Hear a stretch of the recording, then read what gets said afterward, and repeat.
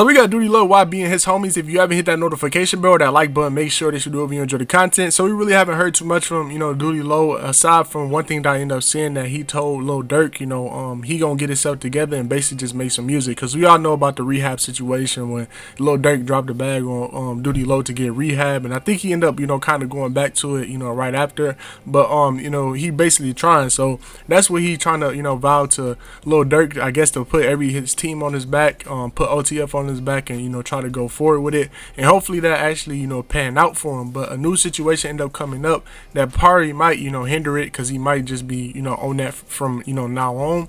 But it seemed like he ended up getting his chain took, and he also ended up getting shot, and he's currently in the hospital. So this is all alleged, so it wasn't really him coming out and saying anything and disproving the whole situation. And that's what's kind of making me think this actually did happen. None of his homies said anything. All you can really see is YB homies saying something like Osama.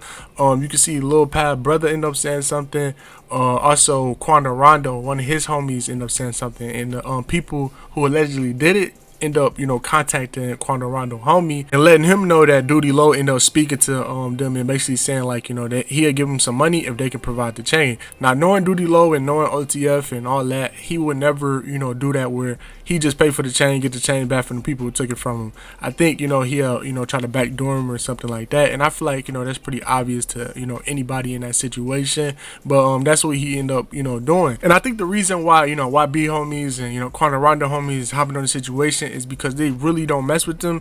And as you can see, Doodie Lo was Lil Durk's right hand mans, so they gonna go crazy. Anything that happened to him, they gonna jump on the situation, and they know that he in Atlanta, so he gonna have a lot of problems there. So hopefully it's not a big back and forth and it start a whole new situation. But we'll see pretty much afterwards, and y'all can stay updated and tuned in. So for the next situation, I just want to throw this in to make the video longer. Basically, YB end up posting that he's doing this tour and showing the date, so it's pretty much official now. And you can see all the dates that when he go to different states and everything like that.